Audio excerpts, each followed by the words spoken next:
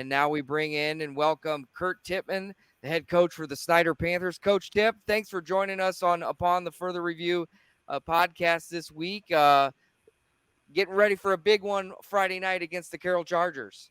Yeah, it certainly will be. Thanks for having me on, guys. It's a new deal, and appreciate you inviting me to join. Sure. Well, let's start, first off with the game that was last week, a barn burner at Spooler Stadium between Snider and Northside. You guys pull out a 2-point victory. Talk about just coming out of game one, a high intensity game that it was, just what you saw in your guys on Friday night that will help you as you move forward in the season. Well, game one is always tough because no matter how much you practice during the summer and August, you never can really actually simulate what happens with the intensity and the so-called fray of that Friday night game, and match that with a really quality opponent like Northside. And we had a lot of mistakes, and that's typical of a game one. But the thing that I think we as a staff and as a program can be most proud of and be encouraged by is the intensity and the fight that our kids had. And you look at that second half, and it was essentially every drive on either side of the ball and every special team snap seemed to be the game's on the line.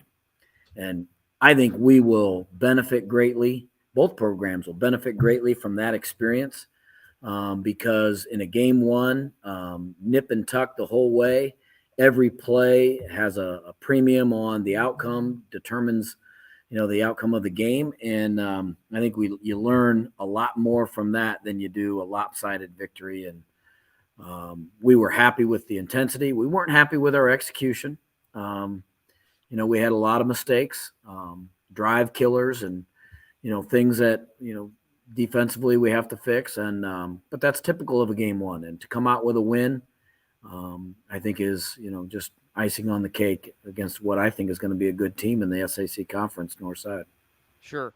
Looking, the running game for Snider. Langston Lavelle kind of leading the way, 120 yards and 2 touchdowns, a long 66-yarder there in the first half.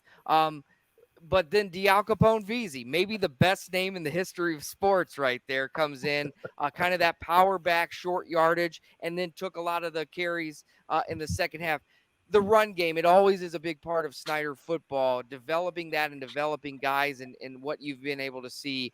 Just that aspect of it has been huge for your program, and it was Friday night. Yeah, I mean, we're always going to put a premium on being able to run the ball. And I think defensively, we got to be able to stop the run. And I think having an offense that puts a premium on running the ball, and then going against each other, our defense that helps us with what our philosophy is defensively, and that's being able to stop the run. I think in high school football, when you get into November and the playoff games, the ones that mean the most, it's going to come down to stopping the run. Novembers in Indiana aren't always conducive to chucking it around the park, and we got to be able to run the ball. We got to be able to defend the run. So it all starts with those guys up front, and that's always going to be what we start with offensively. But we also want to be balanced, and we weren't balanced Friday night. We failed to execute some things in the passing game that put us in holes. The first half went according to plan. The second half, we just had some drive stallers. We had a couple first down penalties. We had a couple mishaps with a snap. Things that put us in a hole that makes it tough to get out of in game one. And so, we'll be more balanced down the road. We have a very talented group of receivers that we need to get the ball to, because those guys, are very capable with the ball in their hands. And Luke is very capable of distributing it and getting it to those guys. But the running game is going to be what we so-called hang our hat on, and I don't think that'll be any different this year's Panther version. Sure. Snider coach Kurt Tippmann joining us on Upon Further Review. On the defensive side, I mean, all eyes kind of look at Tay Johnson, the star receiver for Northside. You guys were able to hold him to just 4 catches for 53 yards and a touchdown. Just talk about just overall kind of the aspect of the defensive aspect for that, and just kind of keeping him in check, and what you were able to do on the defensive side against him. Well, we sat in the defensive staff room, and I'll be honest, we talked about all the things we wanted to do, and one very bright coach said, we may want to begin everything with stopping number three. So, you know, it sounds sometimes as coaches, you make things too difficult. But we had to start everything by, working around their best player, and he is their best offensive player. But, the thing that makes Northside tough is they have some other very, very capable guys. Their running game, I think, is really, really good. Yeah. Their offensive line was physical. They don't do a lot of different scheme, but what they do, they fire off the ball and they come at you. And, the Lambert kid is very, very good. He's shifty, but yet runs really hard and runs their scheme very well. And then, what hurt us at times was the quarterback just saying, you know what, I'm going to tuck it and run it. And he hurt us early in the first drive where he beat us outside on his own read that he decided to keep. And then, some other key places in the game where he dropped back to throw and then basically just said, I'm going to tuck it and run it, and would gain 8 or 9 yards. So, they're very tough to defend because of their versatility and their weapons. I don't think they have the as talented as the number of receivers that they had last year, but all very good, capable guys. And, they'll figure that out to spread the ball out a little bit more to some of those other players. But, everything began with, our game plan was around, making sure we knew where number 3 was. Sure. Turning the page to this Friday night, a big one. Every week's a big one in the SAC, just the way the schedule is set up. You guys travel to Carroll. Two of the 3 SAC champions meeting up. They got you last year in a close one.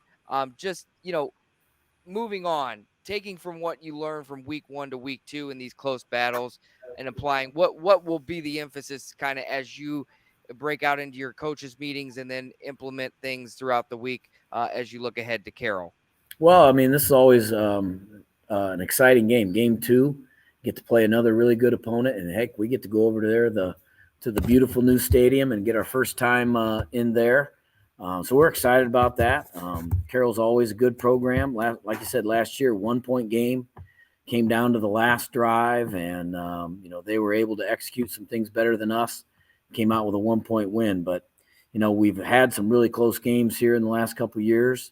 And it's always a fun game. It'll be a great crowd, very electric atmosphere, and always an exciting time to play. They pose a lot of problems too on both sides of the ball. I think defensively is where they really pop out at you. Put a bunch of fast, athletic guys on the field. Not the big, huge size that maybe some other defenses have, but fast. And to me, that's harder to combat speed than size and strength. And so they're very active, play very good fundamental defense, don't get out of position. And they pose a lot of problems for us on defense. And then offensively, they spread it out. They're very diverse. Guy running the ball he's really quick, kind of elusive, kind of hard to track down. And then the quarterback, is a young guy, but also very talented and has a good arm and can make the throws. And, they have a very good plan offensively. And Coach Poppy does a great job of every year. They come with this game, and it seems like every game we shake hands. And my thought is, man, what a great game plan you guys had. And have a lot of respect for the way they come at us offensively, and always makes it tough to defend. So it'll be a great game, great challenge. And, we always talk to our kids, we're planning on playing the what might be the best team in the SAC. That's what we said week 1, get ready to play what might be the best team in the SAC. Now week 2, get ready to play what might be the best team in the SAC. And that's the way we're approaching this week. Talk a little bit. You talked about the Carroll's defense, and I agree with you. They're a talented crew. They can run sideline to sideline as probably as good as any team in the conference, especially the Dylan Bennett kid. But talk a little bit about Luke Hoppert. Here's a guy that's third-year starter, which is kind of unheard of at Snider High School when you think about it. And how important he is in the grand scheme of things, because like you said, you may not throw the ball a lot. But come this Friday, you're going to play a team that's not going to let you run the football, or they're going to at least try to stop Langston Lavelle. How important does he now become in a game where there's some equal balance on both sides? Well, yeah, I mean, I think first of all, we're going into the season not saying, Luke, you're going to have to throw the ball in certain games. We want to throw the ball Right. with him because he's talented and very, very capable. He can make, in terms of arm strength, he can make all the throws, and then really talented guys to throw it to, and you know, 3 senior receivers that came back from had all playing game experience last year with Kamari, Keydrell, and Jordan Lee, and then a tight end who is a really good weapon in Lincoln Firks. And so those 4 guys, that was who we threw to last year. So they've developed a nice chemistry, and Luke is the leader of that. In their work together in the off seasons as well as this summer and August. So he's a weapon. He's a weapon with his feet, and really makes some quality throws and just has a good connection with those kids. Yeah. And I think that's what's come to light for us this August and this preseason is, they have a strong connection. They kind of know each other's nuances and they can just look at each other and know we're going to make this adjustment or, make this little, development to this route. And they all seem to be on the same page. So that's encouraging for us and, maybe lightens the load a little bit on some of those teams that are going to want to stack the box and take away the run game. Then to us, that gives us, a lot of things, a lot of options when it comes to Luke throwing the ball. Yeah. I've loved the kid since I watched him play when he was a young kid. The one thing that stood out to me that I like about him is he's got a little bit of a toughness to him. Just like you said, he's not afraid to duck it and run it up in there. When he knows he has to get a yard, he's going to get 2. Just that mentality that he has that you kind of appreciate the way he handles the huddle, all those things. So I think he's one of those guys that could, Friday night, he could have a lot to say about what's going to happen because he's one of those kids that can make things happen, but smartly, does Absolutely. things smartly. So, and the quarterback position is all about decision making. Right. And, Luke, what you can't replicate is 2 years of experience of making those decisions. Correct. And, that's what we're looking forward to. He's a competitor, fierce competitor, just like his brother was. Mm-hmm. And, loves to compete, loves to be on that stage and in that moment. And with 2 years of experience making those decisions and learning, he's a sponge. I mean, he just wants to learn. Tell me what I'm doing wrong. Let me get better at it. And that's what we're looking forward to with him running the show Friday night. Then on defense, now I like your defense, especially your linebackers. You got Rohrbacher, which is a familiar name, playing linebacker, and then the Talmente's kid. I think he does a little bit of everything, doesn't he? Yeah, very versatile. Kicks field goals, kicks That's off, right. and plays linebacker. Yeah, kicks field goals and then makes the tackle on the next play. But your front seven's pretty stout, wouldn't you say? I mean, you feel pretty comfortable with what you have up front. Yeah, because you took some graduation there. Yeah, we did, but we don't have that huge guys like maybe we've had in the past. Right. But they're 210, 220 pounds and fast and quick.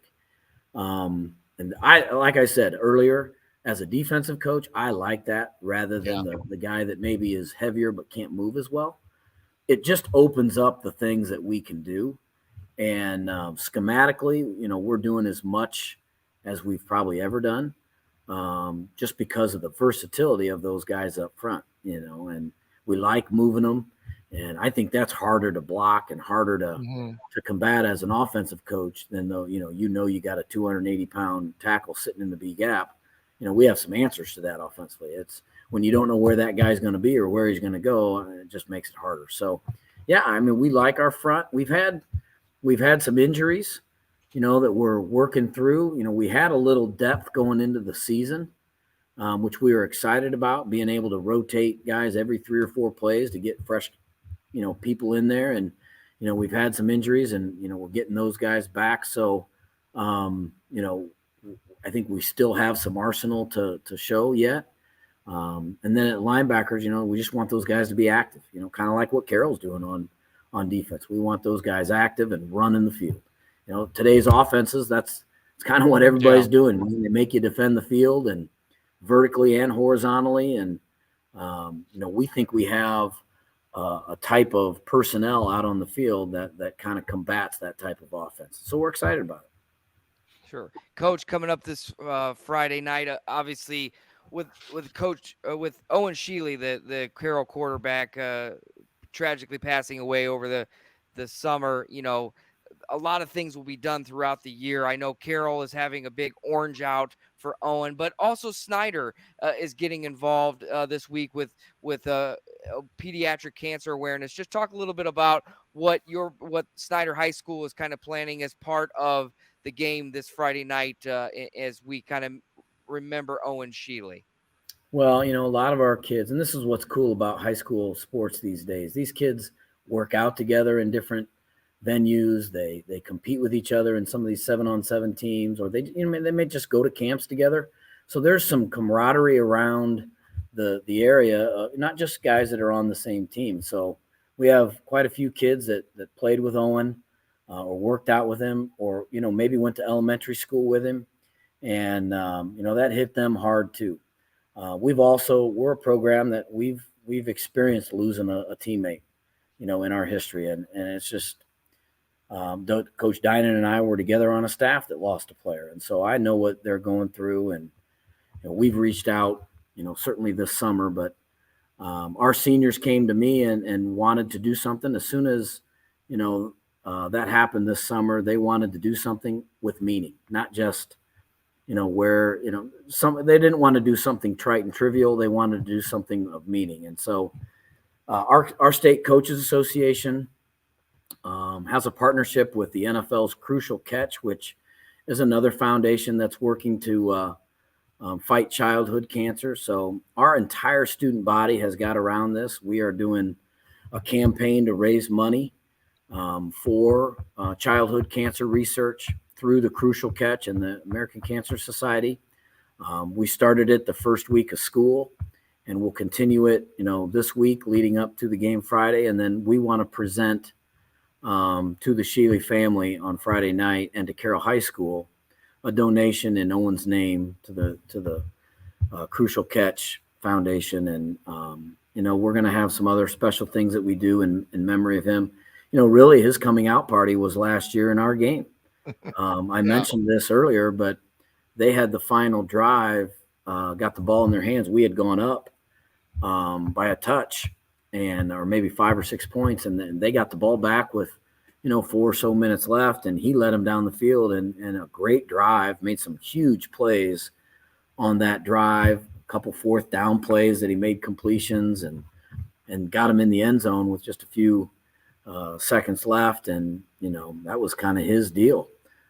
So we have great memories of him. Don't know him personally other than through the game of football and our workings, here and there, but I've heard nothing but great things about him. So we wanted to honor him and do it in a way that both teams and programs could share in it. And, I hope it's something special for him and his family and the Carroll team on Friday when we go there. And, it's our intention to honor him that night. Yeah, and a lot of information about that on the Snider football social media channels, their Facebook page. We have the information on our screen right now for those watching the Upon Further Review podcast. But if you're listening to the audio, just take a minute to go out to the Snider football Facebook page, and they've got all the information there about how you can donate, how you can contribute. The blue out for the away fans from Snider out at Carroll, and more about that program and certainly how you can contribute to that. And it's a nice gesture, certainly from the Snider faithful. I'm a Snider alum, and to see that it really makes you feel good and actually live in the Carroll district now. So to see those two communities coming together and beyond football, we talk about a lot of times, but for pediatric cancer awareness and research and memorializing Owen Sheely in that way, certainly a nice gesture and should be a beautiful evening for that as well. Well, Coach, we appreciate you coming on this week on Upon Further Review to kind of break down your game with Northside last week and then look ahead to the Carroll Chargers. And we appreciate you coming on, and hopefully we can have you on later on in the season. Yeah, I'd love to join, and thanks for doing this. This is, talk to a lot of coaches around the state, and we are very fortunate in the Fort Wayne area that get the coverage. Our kids in this area get the coverage that they do from all kinds of groups. Griff, you've been doing this for a long time, and really appreciate all that you guys do. And Eric, same thing. And it's a great experience for high school kids to play football in this area because, in a large part, due to the coverage that they get. It's really pretty unique and pretty cool. Well, we'll be there Yeah, Friday night. I'm looking forward to that one. So we'll be there with our shoelaces a little tighter, ready to roll. But thanks, like Dude said, thanks for coming on. Maybe we'll get a kid or two next time to come on as well and talk to some of the players. But good luck this Friday night. Thanks, guys, and thanks for having us on. We'll love to join you down the road. All right. Thanks, Coach. That was head coach Kurt Tippmann from Snider High School joining us here on Upon Further Review podcast.